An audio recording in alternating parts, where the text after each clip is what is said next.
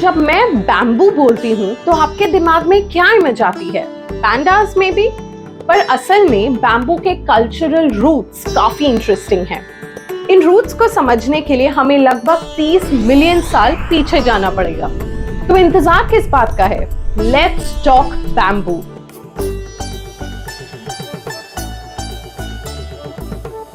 कुछ सदियों पहले स्टोन एज में पहली बार बैम्बू का इस्तेमाल किया गया था। माना जाता है कि ईस्ट एशिया के अर्ली ह्यूमंस ने बैम्बू का यूज वेपन्स और कंस्ट्रक्शन टूल्स बनाने के लिए किया था। एक्चुअली अगर आप एशियन हिस्ट्री को देखो तो आपको पता चलेगा कि बैम्बू ने एक बहुत इंपॉर्टेंट रोल प्ले किया है।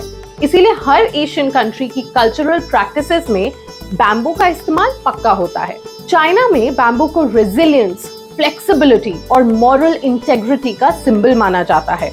इनफैक्ट चाइना में बैम्बू के फाइबर्स का यूज करके कागज बनाने का तरीका भी इन्वेंट किया गया था। वियतनाम में दुनिया के सबसे बड़े बैम्बू रिजर्व्स मिलते हैं और वहां बैम्बू को प्योरिटी, फर्टिलिटी और लॉन्जेविटी का सिंबल माना जाता है।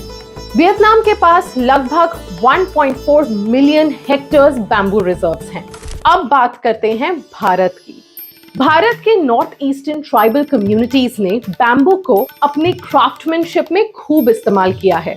यहाँ बैम्बू को फिशिंग टूल्स और बोट्स से लेकर ब्रिजेस को भी बनाने में यूज किया जाता है। असम में बैम्बू को लाइफलाइन माना जाता है क्योंकि ये हर जगह काम आता है, घर बनाने से लेकर इंस्ट्रूमेंट्स जैसे बांसुरी तक। इनफैक्ट असम के एनुअल हार्वेस्ट डांस में भी बैम्बू का इस्तेमाल होता है। बैम्बू असमीज क्यूजीन का भी एक ट्रेडिशनल डेलिकेसी है। फर्मेंटेड बैम्बू शूट, जिसे खोरीसा कहते हैं, असमीज स्टाइल मीट के साथ बहुत यूज होता है। बैम्बू वीविंग एक पुरानी परंपरा है जो बास्केट्स, मैट्स और कई डेकोरेटिव आइटम्स बनाने में इस्तेमाल होता है। कुछ इंडियन स्टेट्स अपनी इंट्रिकेट बैम्बू हैंडीक्राफ्ट्स के लिए जाने जाते हैं, खासकर असम, वेस्ट बंगाल, त्रिपुरा और केरला। त्रिपुरा में bamboo and cane development institute bamboo arts को प्रमोट करने, आर्टिसंस को ट्रेनिंग देने और इंडिया भर में बैम्बू और केन बेस्ड इंडस्ट्रीज को प्रमोट करने में एक इम्पोर्टेंट रोल प्ले करता है। महाराष्ट्र के वर्ली ट्राइब बैम्बू का यूज अपने वर्ली पेंटिंग्स बनाने में करते हैं। इनफैक्ट बैम्बू प्रोडक्ट्स को बढ़ावा देने के लिए और सपोर्ट करने के लिए त्रिपुरा और मिजोरम जैसे स्टेट्स को ज्योग्राफिकल इंडिकेशन टैग्स यानी जीआई टैग्स मिले हैं, जो रीजनल हैंडीक्राफ्ट्स को बढ़ावा देते हैं और बैम्बू आर्टिसंस की इनकम को बढ़ाते हैं। बैम्बू का इस्तेमाल हमारी एंशिएंट आर्किटेक्चर और क्राफ्टमैनशिप में होता था और आज इसका इस्तेमाल हमारे मॉडर्न ट्रेडिशनल प्रैक्टिसेस और हैंडीवर्क में देखा जाता है। इंडिया में बैम्बू का यूज बहुत तेजी से बढ़ रहा है, जहां गवर्नमेंट इसको प्रमोट कर रही है और बिजनेसेस इसमें इन्वेस्ट कर रहे हैं।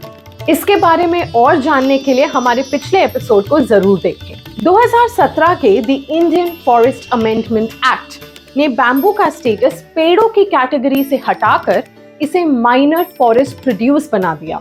आज हम न सिर्फ बैम्बू को अग्रेसिवली ग्रो कर रहे हैं, बल्कि इसे घर, metro station, energy, cutlery, straws और टेक्सटाइल्स जैसे कई जगह यूज कर रहे हैं। एंशिएंट टूल से लेकर मॉडर्न इनोवेशन तक बैम्बू ने हमारी दुनिया को लिटरली शेप किया है। जब हम फ्यूचर की तरफ देखते हैं तो बैम्बू पोटेंशियल सस्टेनेबल ग्रोथ और कल्चरल प्रिजर्वेशन के लिए अब भी उतना ही मजबूत है जितना 30 मिलियन साल पहले था।